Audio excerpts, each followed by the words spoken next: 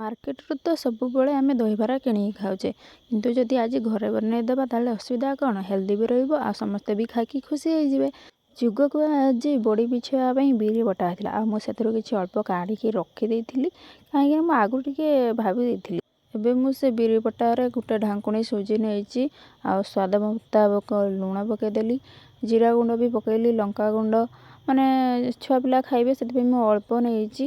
ଆଉ ଟିକେ କଟା ଧନିଆ ପତ୍ର ନେଇଛି, ଭୃଷଙ୍ଗ ପତ୍ର ବି ନେଇଛି, ଆଉ ଟିକେ ମାନେ ଖାଇବା ସୋଡ଼ା ପକାଇଦେବି ଫୁଲିବା ପାଇଁ, କାହିଁକିନା ଏଇଟା ସାଙ୍ଗେ ସାଙ୍ଗେ ହେବ, ଫୁଲିବନି, ସେଥିପାଇଁ ଟିକେ ସୋଡ଼ା ପକାଇ ଦେଇକି ଆଉ ତାକୁ ଭଲ ଭାବରେ ଟିକେ ଗୋଳେଇ ନେଇକି ଏବେ କିଛି ସମୟ ପାଇଁ ଢାଙ୍କିକି ରଖିଦେବା। ସେଟା ଯେମିତି ଟିକେ ଫୁଲିଯିବ। ଗୋଟେ ଦିନ ମାନେ ବତୁରେଇକି ରଖିଥିଲେ ନା ଭଲ ହେଇଥାନ୍ତା, କିନ୍ତୁ ଛୁଆମାନଙ୍କ କଥା କ'ଣ କହିବା, ସେମାନେ ତ ମାନେ ଯାହା କହିଦେଇଥିବ ମାନେ ଏବେ କରିକି ଦିଅ, ଏବେ କ'ଣ ଏଇ କ୍ଷଣେ ଯଦି କରିକି ଦେବେ ସେମାନେ ଖୁସି ହେଇଯିବେ।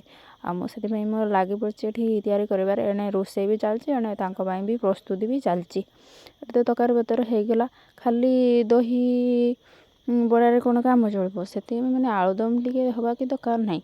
ଆଉ ସେଥିପାଇଁ ଆଳୁଦମ୍ ବି କରିଥିଲି। ଆଉ ଏବେ ସବୁ ଦେଖନ୍ତୁ ରଖିଥିଲି ଯେଉଁ ଗୁଳେଇ ଗାଳିକି, ତାକୁ ଏବେ ଛାଙ୍କି ନେଉଛି। ମାନେ ସାଙ୍ଗେ ସାଙ୍ଗେ ଏଟା ତ ହେଉଛି, ସେଥିପାଇଁ ଭଲସେ ଫୁଲିବନି। ମୁଁ ଏଠି ପାଣିରେ ଭିଜେଇ ଦେବି, ଭଲ ଭାବରେ ଫୁଲିଯିବ। ଏବେ ରଖିଦେବି, ଆଉ ସନ୍ଧ୍ୟା ଦେଇ ସାରିଲା ପରେ ୟାକୁ ସବୁ ଆମେ ଖାଇବା। ଏବେ ସନ୍ଧ୍ୟା ଦିଆ ଦେଇ ସରିଗଲା। ଏବେ ମୁଁ ଆସିଗଲି ବଢ଼ାବଢ଼ି କରିବା ମାନେ ସଜାସଜି କରିବା ପାଇଁ। କ'ଣ ଖାଲି ଛୁଆଙ୍କର ଖାଲି ମନ ଅଛି ନା କ'ଣ ଦହିବରା ଖାଇବା ପାଇଁ? ମୋର ବି ଟିକେ ମନ ଅଛି, ସେଥିପାଇଁ ମୁଁ ଏଠି ଜଲ୍ଦି ଜଲ୍ଦି ସବୁ ପ୍ଲେଟ୍ ସଜାଇ ଦେଉଛି। ଏବେ ସବୁ ମୋର ପ୍ଲେଟ୍ ସଜାସଜି ଚାଲିଛି। ପ୍ଲେଟ୍ ତ ନୁହେଁ, ମାନେ ଆମର ଷ୍ଟିଲ୍ ବାସନ ପ୍ଲେଟ୍ ହେଇଥିଲେ ବହୁତ ବଢ଼ିଆ ଲାଗିଥାନ୍ତା, ପୁରା ଦୋକାନ ପରିକା ଲାଗିଥାନ୍ତା, ଯେମିତିଆ ବାହାରେ ବସିକି ଠୋଲା ଆଗରେ ବସିକି ନା ଠିଆ ହେଇକି ଖାଆନ୍ତିନି, ସେମିତିଆ ପୁରା ଲାଗିଥାନ୍ତା।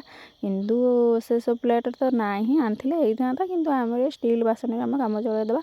ଆଉ ମାନେ ବରାଟାକୁ ଟିକେ ଦହି ପାଣିରେ ଟିକେ ଭିଜେଇ ରଖିଥିଲେ ଭଲ ଲାଗିଥାନ୍ତା, କିନ୍ତୁ ମୋ ସ୍ୱାମୀ ବେଶୀ ଖଟା ଖାଆନ୍ତିନି, ସେଥିପାଇଁ ଖାଲି ଉପରେ ଉପରେ ଖାଲି ଦହି କିଣା ଦହି ପକା ହେଇଛି। ଭିଡ଼ିଓ କେମିତି ଲାଗିଲା କମେଣ୍ଟ ମାଧ୍ୟମରେ ନିହାତି ଜଣାଇବେ। ଗୋଟେ ଛୋଟ ଲାଇକ୍ କରିବେ, ସେୟାର କରିବେ, ଚ୍ୟାନେଲରେ ନୂଆ ଥିଲେ ସବସ୍କ୍ରାଇବ୍ କରିକି ନିହାତି ଯିବେ।